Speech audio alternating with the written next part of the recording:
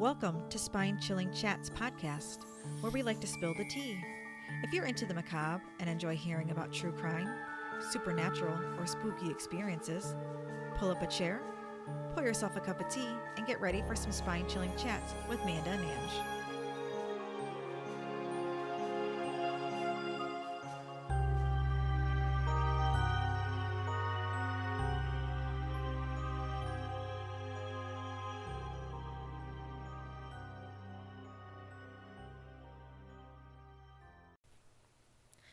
Hi to all the spooks out there. I'm Ange. And I'm Manda. If this is your first time joining us, welcome. We're so glad that you decided to check us out.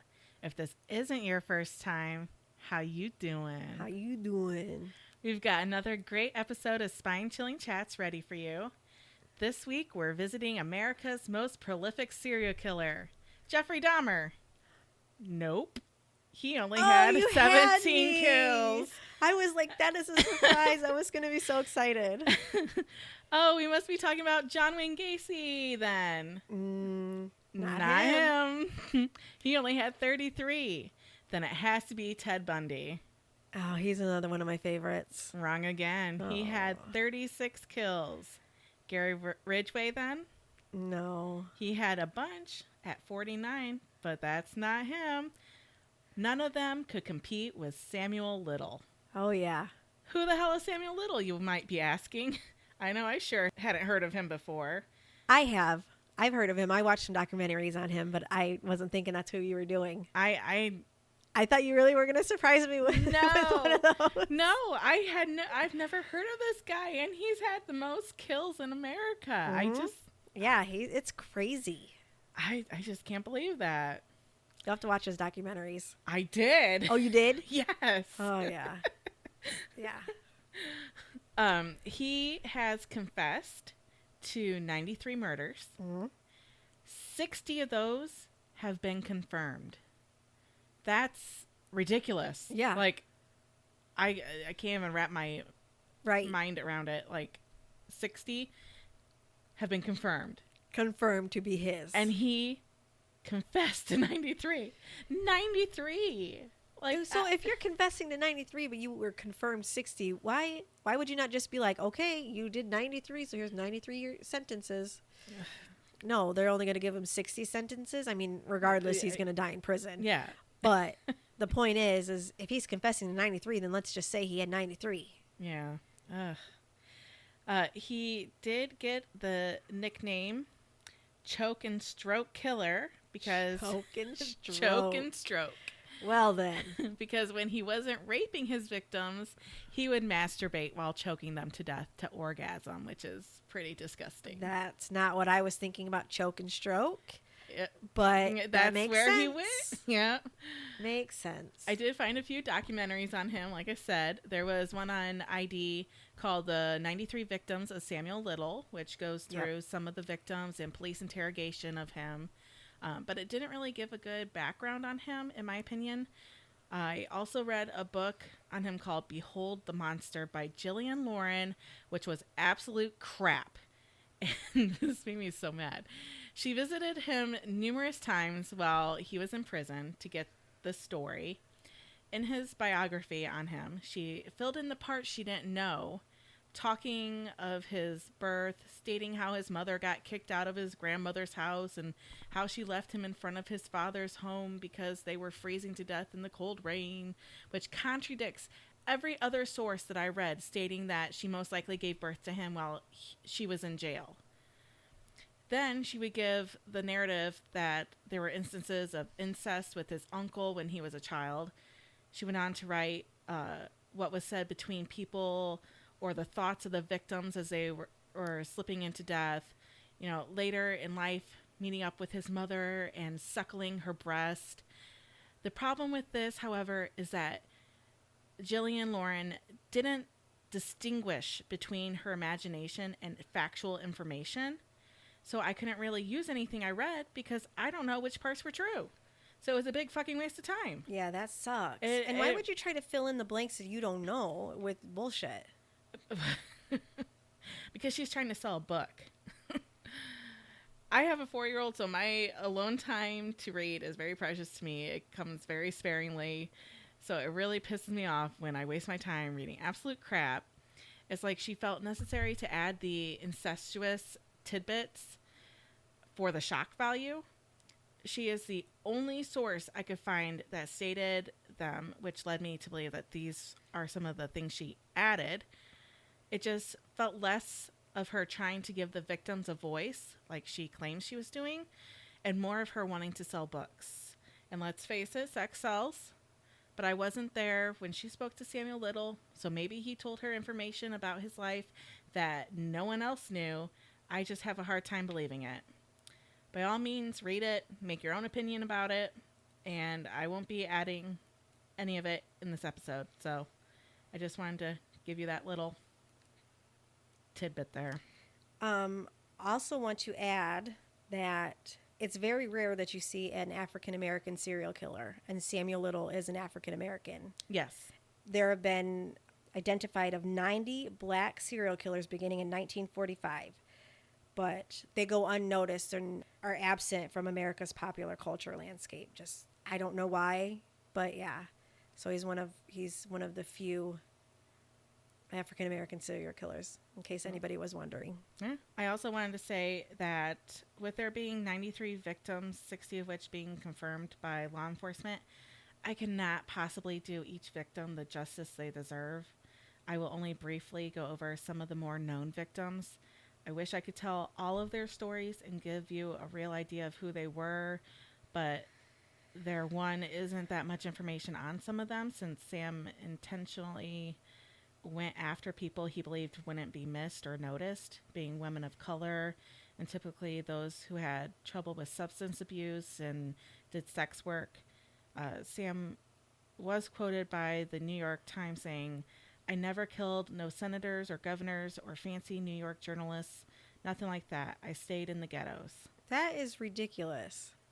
So it's sad that for the most part, he was right in picking the people he did, as nobody did look for most of them. Yeah, but people are people. And even though they were prostitutes and drug dealers and Sex workers, my bad, they're still somebody's daughter. Yeah.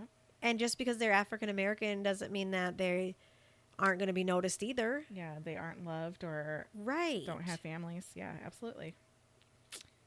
Secondly, But thanks for that. Thanks Yeah. for killing those people and not the senators, because, you know, they're we real love winners. senators. Insert the sarcasm. Secondly, there just isn't enough time to touch on all of them. We'd be here for months, so let's get to it. Samuel Little was born June 7th, so we're sticking with our June June birthdays. birthdays. In 1940 in Reynolds, Georgia, to a 16-year-old named Bessie Mae Little. Oh, there it is. Bessie Mae? Bessie. Yeah. And 19-year-old Paul McDowell. Samuel claimed that his mother was a teenage sex worker who abandoned him shortly after his birth. Oh, surprise, surprise. She's a teenage sex worker. And what did he go after? Sex workers. Yeah. Kind of like my guy who went after People, people that reminded him of his mother. Mm-hmm.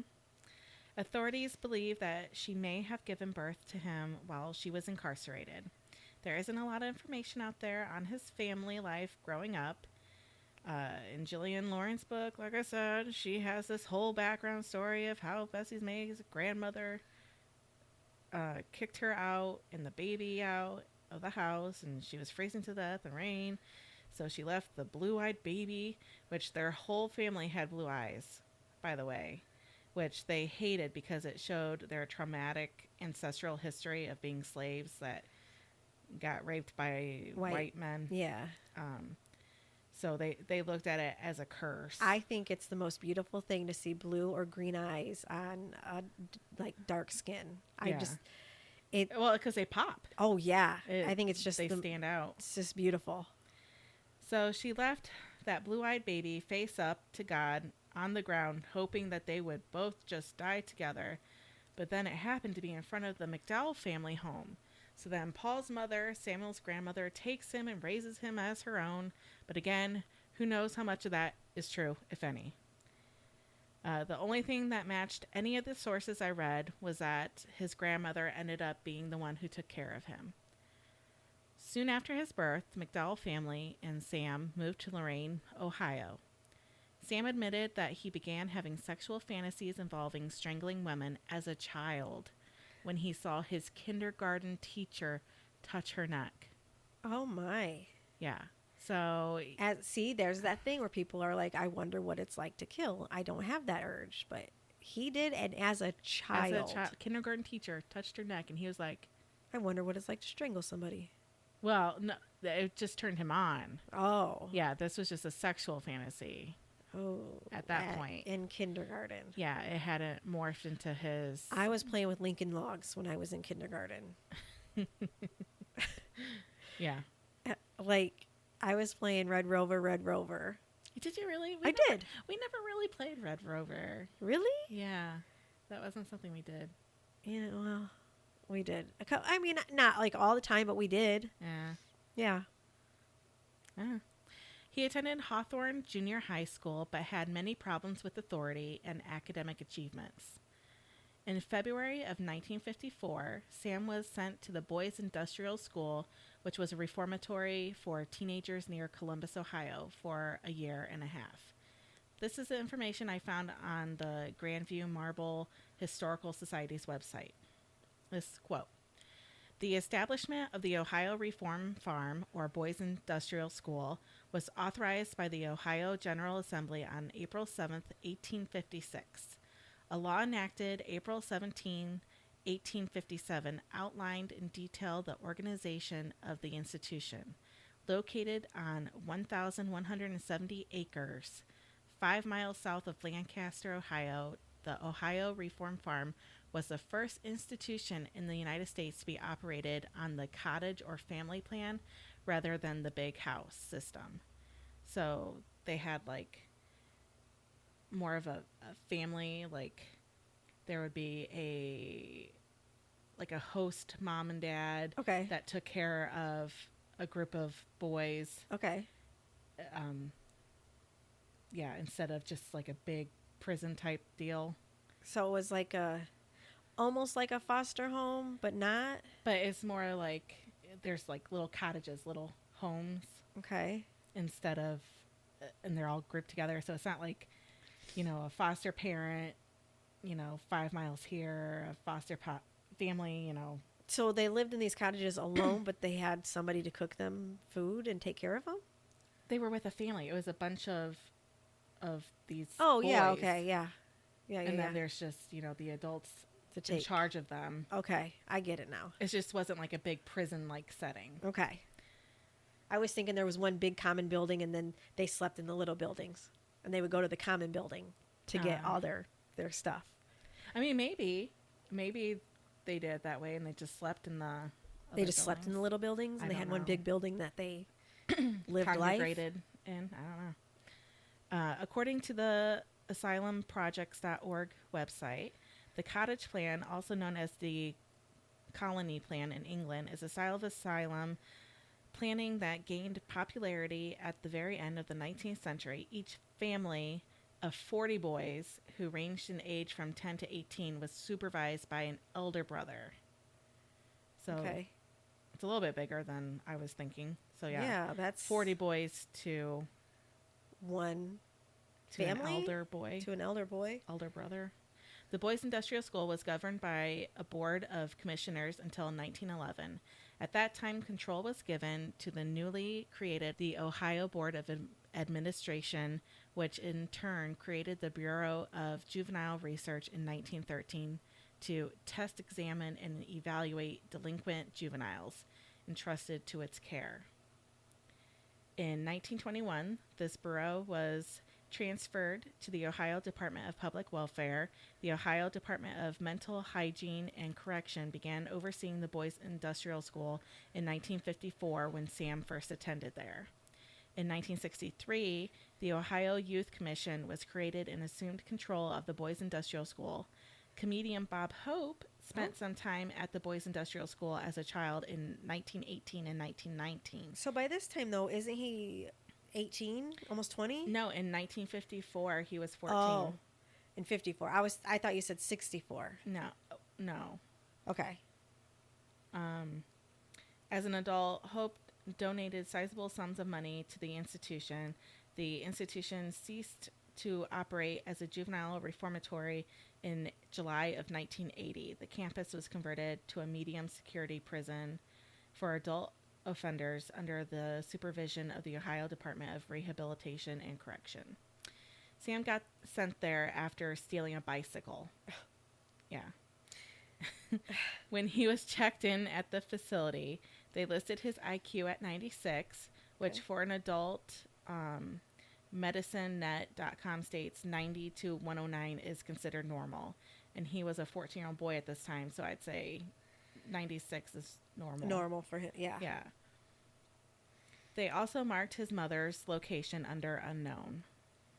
We still don't know where Bessie May is. Bessie May, wherever you are. Come get your kid. Come get your kid, because he is not okay. By the time he left the school, he had been reported 47 times for disciplinary infractions. Shortly after getting out of the boys' industrial school. So this guy, he goes big. He goes big he or likes he goes his home. Numbers, yeah. Yeah, because, man, 47, 43? 47. 47? Yeah. Yeah, there's nothing little about this guy. But That was good. By the time he left his school, he had been reported 47 times for disciplinary infractions. Shortly after getting out of the boys' industrial school, he was arrested in Omaha, Nebraska in November of 1956 and sent to a youth authority for burglary. In 1961, at age 21, Sam was convicted of burglary again for a break-in at a furniture store in Lorain, Ohio. He was sentenced to 3 years in prison for this. His whole thing was shoplifting, said Versiga, the Mississippi detective. He would work at shoplifting in a city for 3 or 4 days and then move on. He would take the items to drug areas and then sell them. Once he was done, he would go out in the early morning hours and look for women. He never stuck around long in one place, and it made him the perfect criminal. In 1966, Sam was arrested in Cleveland, Ohio for assault and battery of a woman. So this guy, he gets quite the rap sheet. Like, well, yeah. He's just constantly trouble. getting in trouble, but he never ends up serving long. Like, he's just in and out. And you would think after having as many convictions and being in, many, what do you call those? The juvenile centers. Yeah, and him stealing and shoplifting incidences. Mm-hmm. My gosh, right? He would have that on his rap sheet where they would be like, okay, well, you've done this several times before, so we have to hold you longer. Yeah, obviously this isn't working. December 31st, 1970, Sam picked up his very first victim, Mary Brosley. He found her at a bar in Miami Beach, Florida, on New Year's Eve. At the bar, detectives said Mary and Sam shared a drink. Mary told Sam she'd left Massachusetts after her family confronted her about her drinking problem. Later, the new year rang in, and Mary joined Sam in his car. He then drove the 33-year-old to a secluded area near the Everglades and then strangled her to death. He buried her in a shallow grave. Little later recalled that he would never again try to bury a body in Florida's hard limestone soil. Well, He's not about the work. Yeah, the physical effort. And that he had to leave part of her leg exposed. He also remembered Mary's... So he's strong, but not that strong. Yeah, he's strong enough to strangle you, but he can't bury you. He also remembered Mary's flowered sundress and how he played with her chain necklace and marveled at her beautiful neck before strangling her. On January 24th, 1971, the decomposing body of 33-year-old Mary Brosley was found in a 6-inch grave, her legs partially sticking out of the ground. Like many of Sam's victims, authorities were unable to identify the body, and the autopsy report listed the manner of death as unclassified. So he thought a body was going to fit in 6 inches. I'm assuming 6 inches deep. Yeah, that's not that deep That's all he could dig. for a body. It was too hard. It was limestone. But 6 inches? Come on, guy. He didn't have a backhoe, okay? Do better. Like many of Sam's victims, authorities were unable to identify the body, and the autopsy report listed the manner of death as unclassified, according to the Miami-Dade State Attorney's Office. In 1982, the autopsy report was refiled for unknown reasons, and the death was deemed a homicide. The body continued to go nameless until 2017, when the medical examiner's office used dental records to identify Mary. Why did it take them that long to use dental records? They had those back then. Well, yeah, maybe it was a cold case. They just gave up on it for a little bit, and then they Yeah. reopened it. Yeah. I don't know. Sam claimed he was married once, though any record of that hasn't been confirmed, and was involved in 2 long-term relationships. He didn't have any children. His most notable long-term relationship was with a woman named Aurelia Jean Dorsey, who he met in prison in 1971. According to Cleveland Magazine, Jean is what she went by. So Jean warned Sam that his then girlfriend, Lucy Madero, was going to testify against him in an upcoming robbery trial. Records show a jury found Sam not guilty in 1972.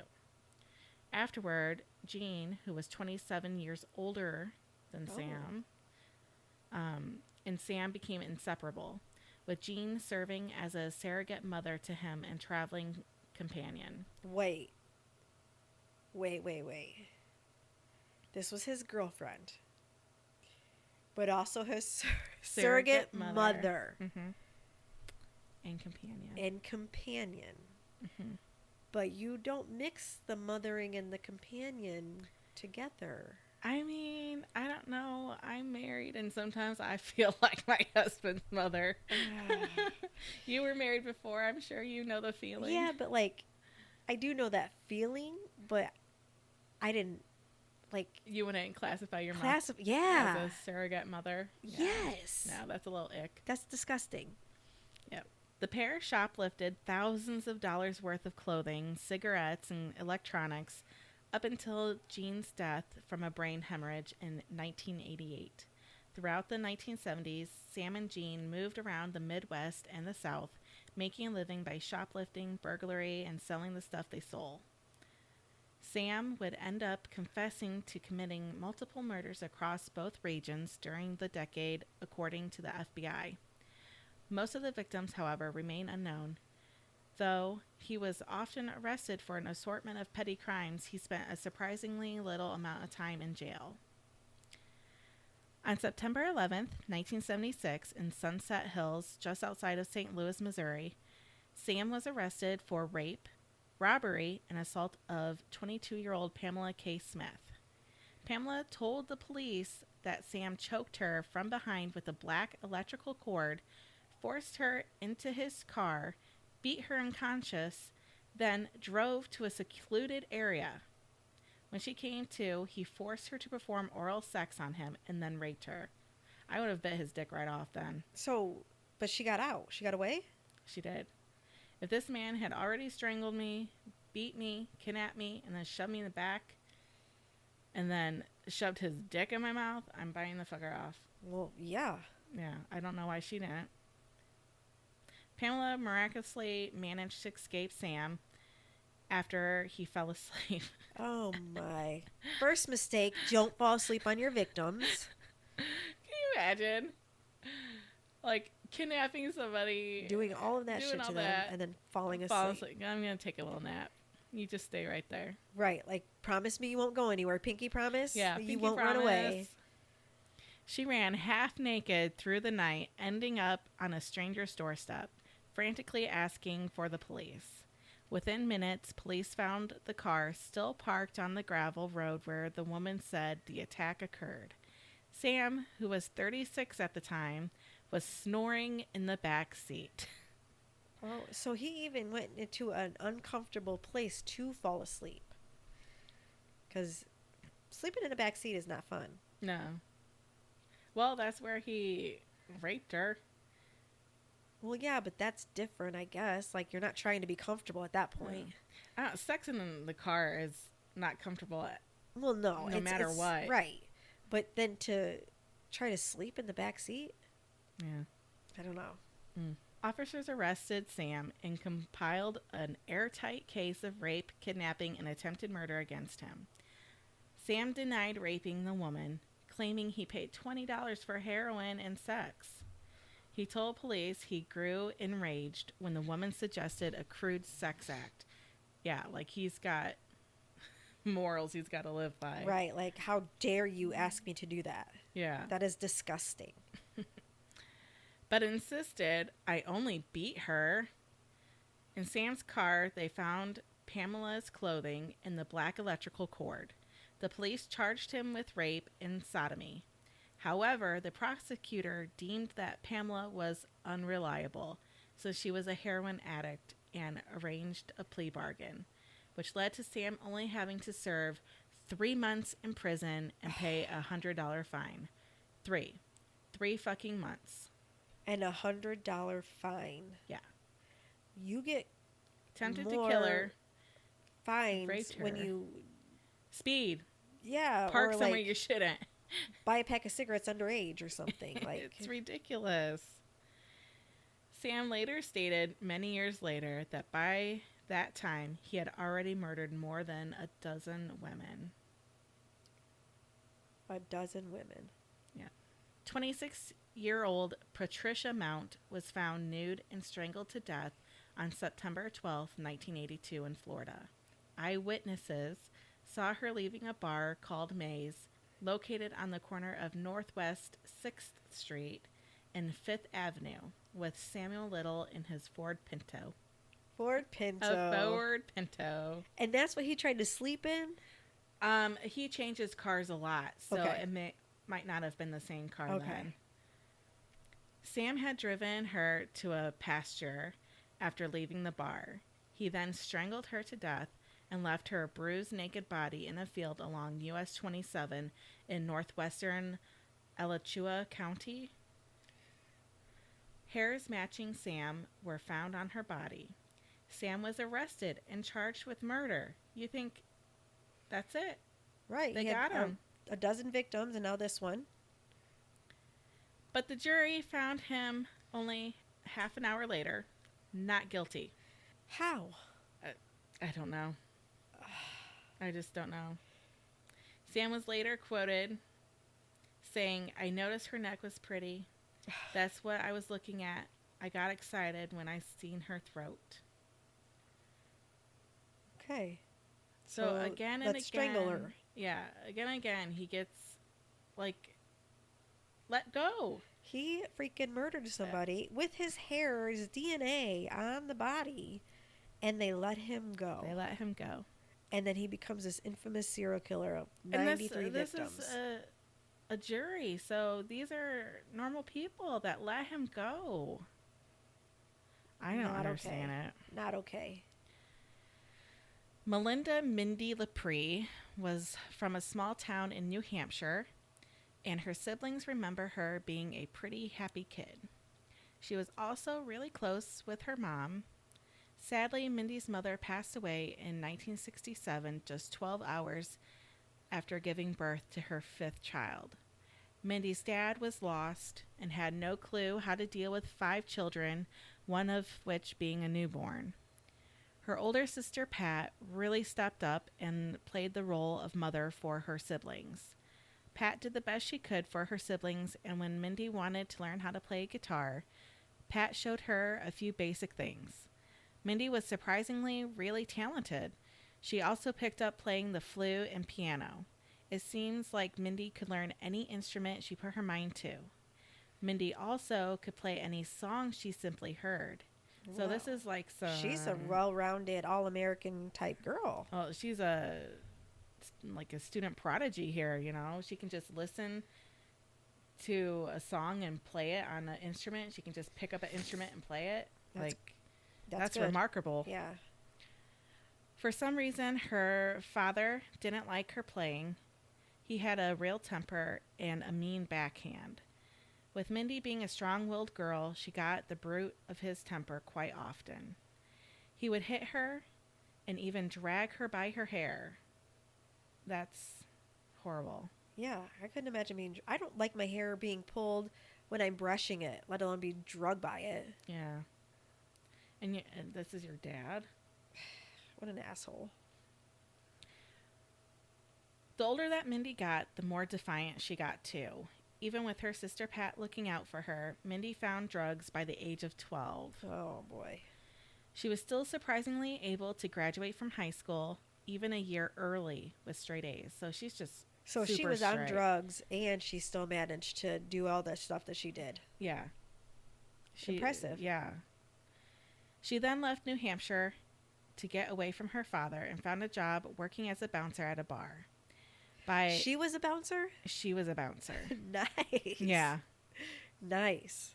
By 1982, she and her boyfriend, Bill, decided to move to Mississippi, where she began selling drugs and her body to make ends meet. Here we go. Mindy gave birth to a baby boy named Will on August 25th, 1982. Her family begged her to come home, offering to help her in any way that they could. Mindy was proud and refused to come home. Just 12 days after Will's birth, her boyfriend Bill called Mindy's dad to let him know that Mindy was missing. He then made a missing persons report at the police department. A month later, on October 4th, a landscaper at the local cemetery reported smelling a dead body, which if you're in the cemetery, you shouldn't be smelling dead bodies. No. So you know something's up. Right. It was found laying in the discarded flowers and was severely decomposed. They couldn't make the determination on the sex of the corpse at the time, so you know it's pretty bad. Oh, yeah. They can't even tell if it's male or female. Ugh. The body was finally able to be identified by a healed fracture in the leg. Okay. So the first time they couldn't identify this girl with her dental records, well before 2017. But all of a sudden they can identify by a fractured bone. I mean, this is later. How much later? Well, the first case was... 40 or 56? No, it wasn't that. I don't remember. I don't want to scroll too much because then I'll lose my spot. That's fine. It just didn't make sense. Mindy was finally found. They ruled the cause of death as manual strangulation, causing her hyoid bone to become dislodged. A witness came forward and reported seeing her get into a brown station wagon that had wood grain siding and an Alabama plate. Police issued a bolo for that car and the man who was described driving it. Sam was arrested after the traffic stop. His arrest led officers to also link him to another murder in Florida just 3 days before Mindy went missing. On the 12th of September, the naked body of a woman was found in a hayfield, her clothes lying nearby with human feces on them. Oh, come on. She had been strangled, and you guessed it, it was Patricia Mount. A grand jury declined to indict him for murder. He was then extradited to face the charges of rape and murder in the Patricia Mount case in Gainesville, Florida, which we already know he got away with. It's like time and time again, he gets caught, yet they just let him go free. So many lives could have been saved if he had just been locked up for good. So that's the second murder he's gotten away with. Mm-hmm. Okay. Jesus. But the discrimination his victims got was very real. It was hard to find a jury or judge or prosecutor who really cared about the dead sex workers, druggies, or people of color that Sam typically went for, which is just sad. Yeah. On September 27th, 1984, 22-year-old Lori Barros was working as a sex worker in San Diego. Sam pulled up in his car, grabbed her, and threw her inside. While trying to hold back the terror she was filled with, Sam drove them up a steep gravel road to a field. She was then thrown into the back seat, her hands bound behind her back. Sam then started to strangle her. In the docuseries Catching a Serial Killer, Sam Little, which streamed on Oxygen, Lori stated, "My natural reaction then was to fight, and it just made him push harder. It was a game to him. During the attack, Lori came to the realization that Sam didn't want to have sex with her. He wanted to kill her.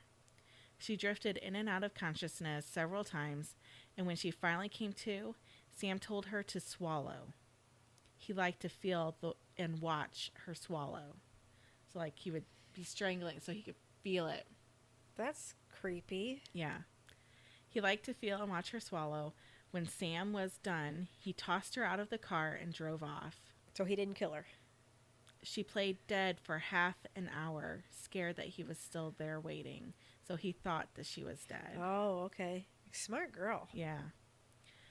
Once she was sure that he was gone, she got up and made her way to a phone booth where she called a friend to pick her up. Her friend urged her to file a police report. She described Sam, his car, and where she was attacked to the police. She later admitted that Sam hadn't abducted her or raped her, but that she had gotten in his car willingly. She had been afraid to admit that she had been working as a sex worker and had needed the money Sam offered in order to support her drug habit. She explains in the docuseries that she felt like Sam could sense that she didn't care about herself. Still, she was able to describe Little and his car to police so accurately following the attack that police were able to trail him. In doing so, they caught him in the act of strangling another local woman, Tanya Jackson, in his car. As the docuseries shows, there was worry from the prosecution that the pair wouldn't make for credible witnesses because of sex work and drug use, even though police witnessed Jackson being attacked. So because they're prostitutes and drug users, they're not reliable. They don't tell the truth. Yeah. They're... Okay. Sam was arrested for 2 assaults while in San Diego and later for attempted murder. The jury deadlocked. Sam then pleaded guilty to assault and false imprisonment. He served a measly 2.5 years in prison for this. And this was 2 assaults and an attempted murder. Yeah. 2.5 years. People. Like, I don't understand it. 91 lives. 93. No, but 91 could have been saved. Yeah. If they would have just arrested him 92 if they would have arrested him after the first one. Yeah. After being released from prison, Sam moved to Los Angeles in 1987. He just couldn't control himself, and on July 13th, which happens to be my mother-in-law's birthday, he murdered 41-year-old Carol Alford. He then dumped her body in an alleyway in South Central LA. Which, that reminds me of Ice Cube's song. South Central LA. I gotta say, today was a good day. You don't know that song? No. You don't know? Not my genre. Oh my! I'm into hard rock. Yeah, I like that too, but also I like the old stuff, and that's an older song. Carol was one of 7 women Sam claimed to have murdered in LA that year. The other victims' identities have never been discovered. Sam then set out to murder 35-year-old Audrey Nelson on August 14th, 1989, and 46-year-old Guadalupe Apodaca on September 3rd, 1989. Audrey's body was found inside a dumpster behind a nightclub and restaurant. She had been repeatedly hit in the head before being forcefully strangled, according to an autopsy. Additionally, she had road burns that suggested she had been pulled on a hard surface, most likely before she died, as well as a smashed spinal bone, bruises on her belly that were also suggestive of punching, and injuries on her back. According to coroner Dr. Eugene Carpenter's testimony, The woman had serious injuries from strangulation and a stomach injury that showed a sign of considerable force. He continued, "These signs of force are the greatest that I've seen in the 27-year practice in a county which has seen its share of strangulation cases." Wow. So he's fucked up. Yeah, so he was putting some effort into this. Yeah, I guess so. Guadalupe was found in an alleyway behind an abandoned auto shop that was only like a mile away from where Carol Alford's body was found 2 years earlier. Authorities determined that Sam kneeled on her chest and strangled her with his hands. This caused her to have a seizure. She was nude from the waist down and had blood in her anal cavity as well. There's something about it going to the anal cavity that just adds that extra bit of horror. Like, it just grosses me out. I know. Yes. Like why does everything got to go there? Yeah. Like, isn't it bad enough that you're raping her and you're strangling her, but now you got to go anal? Yeah. It just, I don't like it when I see that. 30-year-old Zena Marie Jones was found murdered on July 28th, which is my wedding anniversary. Oh. Like, there's so many dates in here that have significance in my life. Not the years, but the actual dates. Yeah. It's kind of weird. In West Memphis, Arkansas. She had been missing since July 6th from Memphis, Tennessee. Her body was found in the Arkansas side of the Mississippi River near the shore and about 8 feet from the mile marker 722.2 by a fisherman. Sam admitted to killing her in 2018 and drew a sketch of her. He stated that she had been a sex worker between 28 or 29 and had picked her up at a motel in Memphis, Tennessee. He stated that he had choked her in his car, and a police car actually passed them while he was choking her. He dropped her in the river once they entered Arkansas. Wow. This dude just keeps getting away with everything. You know, instead of killing all these people, he should have bought a fucking lottery ticket. Right. Because he is the luckiest dude I have ever heard of. That's what I'm saying. He just keeps getting away with everything. Yeah, like, he has no consequences. And that's why he keeps going. Yeah, that's why he keeps doing it. At the end of August 1991, Rose Evans, who was 32 at the time, was murdered in Cleveland, Ohio, which is about a 4-hour drive from us here in Southwest Michigan. Mm-hmm. I think this is the closest he got to our area. Okay. Sam saw Rose while he was driving and offered her a ride. Then, in an abandoned area, he strangled her in his car before dumping her body in a lot and covering it with 2 tires. That just screams laziness to me. Right. Like, well, really? he gave up digging graves, so. Yeah, 6 inches deep, 2 tires on top of her. Like, really? Lazy, bro. Denise Brothers, a 32-year-old mother of 2 children, went missing on January 1st, 1994. Denise came from a well-to-do family in Odessa, Texas. Unfortunately, Denise never felt like she was enough and turned to heroin to cope. She started as a sex worker to pay for her drug habit. Her family tried to help, but it's hard to help an addict if they aren't ready to be helped. Denise's son, Damien, said in an interview he did for ID's documentary, The 93 Victims of Samuel Little, that his mother would have periods where she was there and doing well, but then she'd vanish for a while. It was common for her to take off for periods of time, but always showed back up. After she had been gone for longer than usual, her family began looking for her. After 2 weeks of searching, they received a call that a severely decomposed body had been discovered in a vacant lot, and it was believed to be hers. She's the tire one? No. Oh. That was the one before. Rose Evans. Okay. No. He just likes to leave them all in lots. I guess so. The family had to go in to ID the body, and as soon as her mother walked in, she started screaming. I can't. This absolutely breaks my heart. No parent should ever have to see the child dead. Right. I lost my son in the second trimester, and it nearly broke me. I couldn't imagine having 32 years with my child and having them murdered and then having to see them like that. Like that, yeah. That's an image her parents will never be able to get out of their heads. I feel for them that the investigator was wise enough to preserve the evidence on her body by putting paper bags over her hands. Unfortunately, no forensic evidence would be found on the body. Of course not.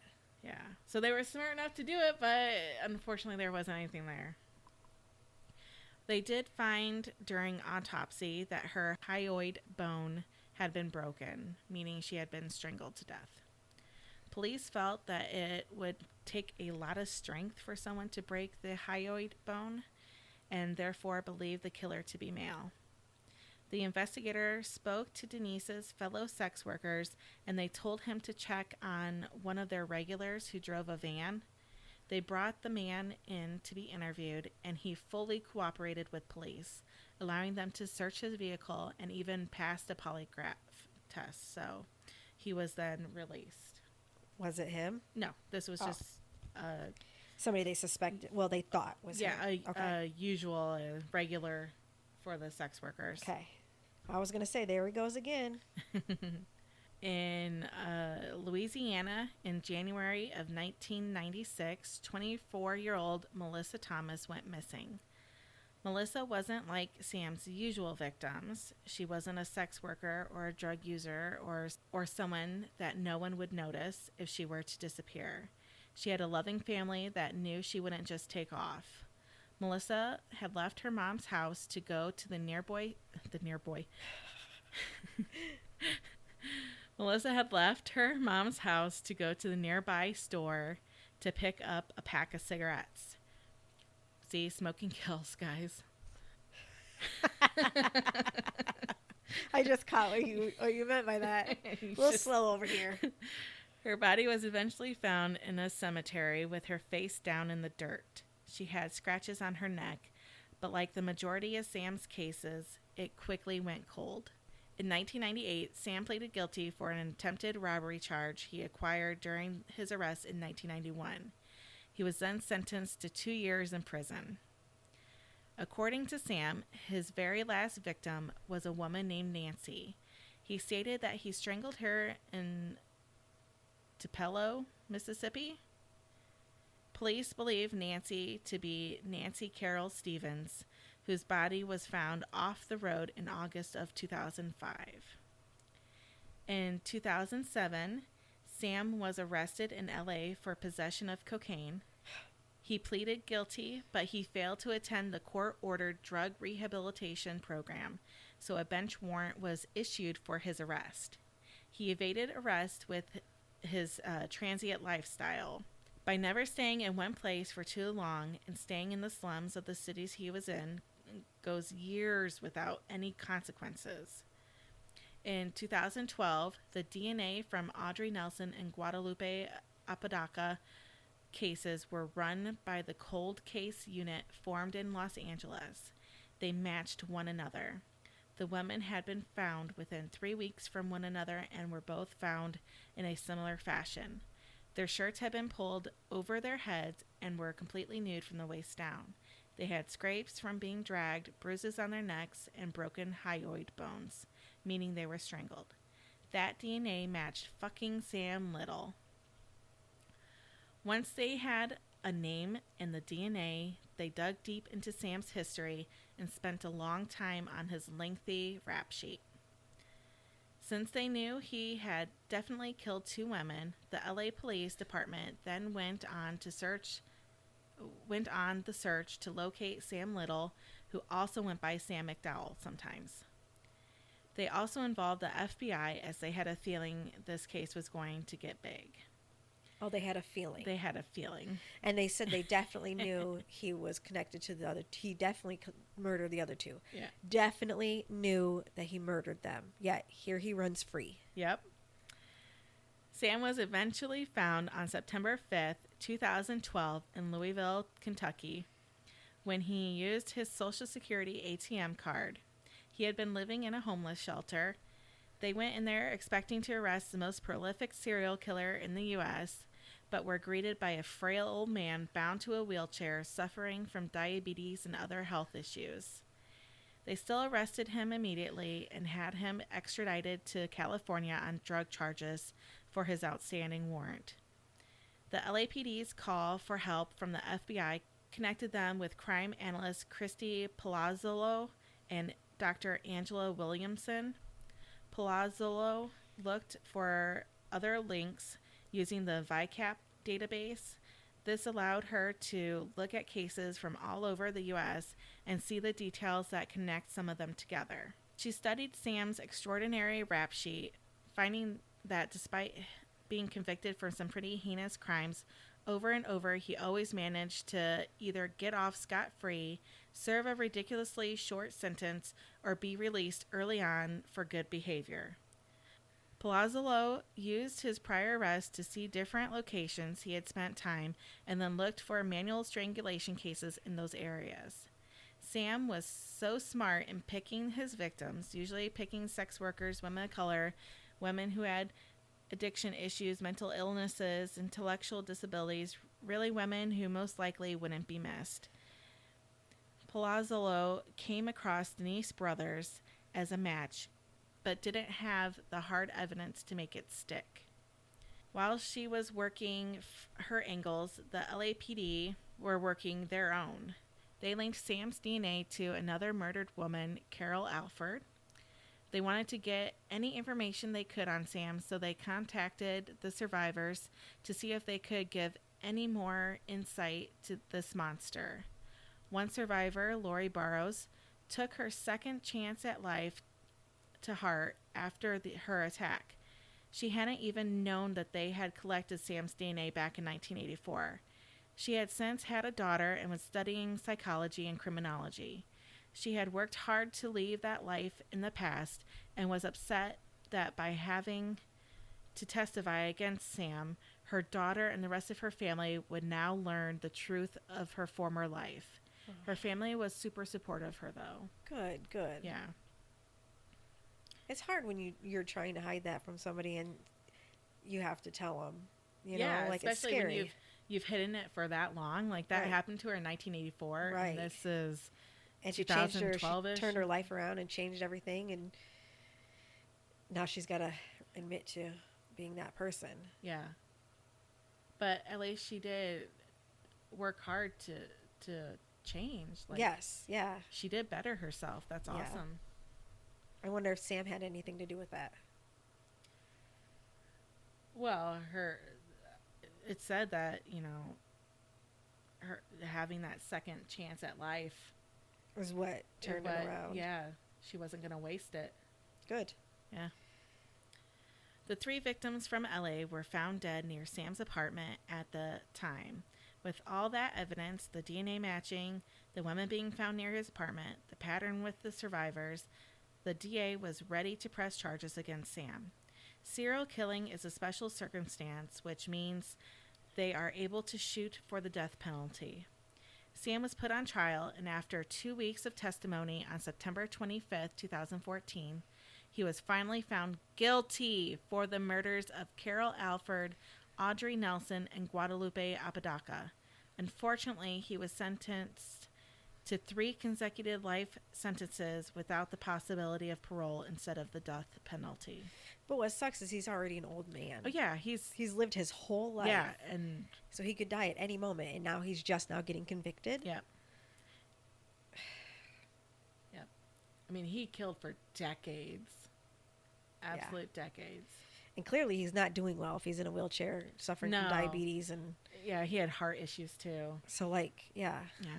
Even with all this evidence against him, Sam continued to proclaim his innocence, stating that the trial was built on false evidence. While the victims' families made their statements in court, Sam acted like the monster he is and yelled at them.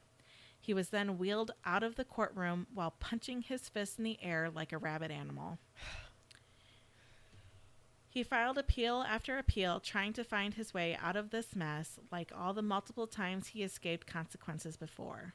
Texas Ranger James Hollard began interviewing Sam in 2018 with the help of Christy Palazzolo and Dr. Angela Williamson. It took a while for James to gain Sam's trust. Up until then, Sam had maintained his innocence, but he now slowly started to talk about the crimes with the ranger. Sam told James what names he could remember and was even able to sketch pictures of his victims thanks to his, what they quote said, photographic memory. I don't know if he actually did or if his memory was really that great, or I don't know. I mean, he had an average IQ. Over the next year and a half, Sam gave the investigators 650 hours of interviews, confessions, names, drawings of victims, locations which eventually added up to 93 women murdered. In December of that year, he pleaded guilty to the murder of Denise Christie brothers back in 1994. As part of his plea deal, he avoided the death penalty and received another life sentence, adding it up to a total of 4. In August of 2019, he also pleaded guilty to the murder of 4 women in Ohio. Anna Stewart's body was found in a suburb of Columbus in 1981. The murder of Mary Jo Payton in 1984, and murder of Rose Evans in Cleveland back in 1991, and an unidentified woman whose body was never discovered that he murdered over 30 years ago. He was sentenced to another 4 consecutive life terms. Which, again, I'm glad that their families are getting this justice, but it's a little too late. Yeah. It's a little too late. Because he lived his whole life. He got to live his whole fucking life. Yep. In November of 2020, Sam confessed to 2 Florida murders, one of which another guy had been wrongfully convicted.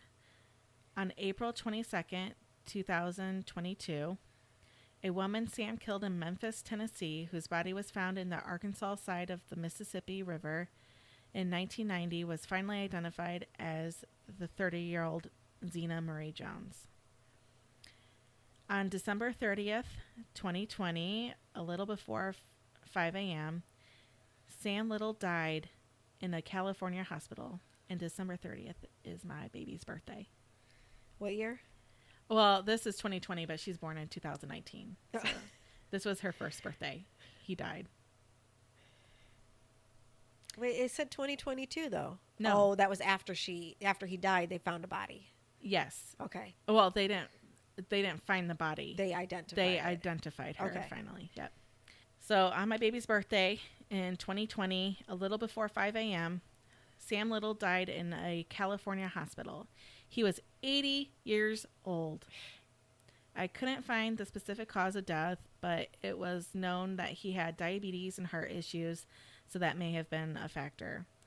Whatever it was, we'll take it, although it really kind of pisses me off that he got to go live to 80. So many women, 93 that he claimed, 60 that had been proven, lost their lives so he could jerk off. Yet, he got to see an old age. He got to live his entire life. Which is... It just doesn't seem right. No, it's not. They have all of the portraits he drew posted on the FBI.gov website if you want to take a look. And that is the story of the most prolific serial killer in America. Mm-hmm. Watch the documentaries. Yeah. They're really good. Don't bother reading the Jillian Laurie's book, or Jillian Lauren, whatever her name is. Yeah. Not worth your time. No. Unless you like to listen to fantasy books. Well, yeah, because she made a lot of shit up. Yeah, I do. I'm still mad about that. That was a waste of time. Please don't sue me. No. No, you're entitled to your opinion. That's just like the critics. People are gonna criticize our podcast, so you can say what you want. Exactly. No, but exactly.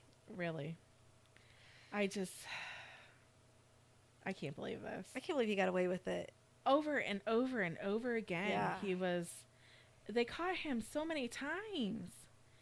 And he was guilty. And they They knew he was they guilty. caught him in the act of strangling somebody, and he's still out and about living his best life. Well, I want those jurors if I ever get in trouble. Right. Shoot. That's ridiculous. Yep. Well, we appreciate you guys listening, and if you have any spooky stories you'd like us to share on air, we'd like to do a whole episode of that. So send them into spinechillingchatspodcasts@gmail.com. We also have a website now where there's links to listening to our podcast on Spotify, and there's also links to our store with some cool merch. Yes, so check buy it some out. merchandise. Also, there's a little bit of a little background on Amanda and I if you want to get to know us a little better. Yep. And there's some pictures of us so you can see what we look like. Oh boy. And we hope you keep coming back. Yes. And we hope you Keep keep it it spooky. Bye, guys. Bye. Thanks for joining us on Spine Chilling Chats, your go-to podcast for all things murder, paranormal, and macabre. Keep sipping that spooky tea and diving into the darkness with us. If our tales have sent chills down your spine, don't forget to hit subscribe and share with your fellow lovers of the haunting and horrific. See you next time.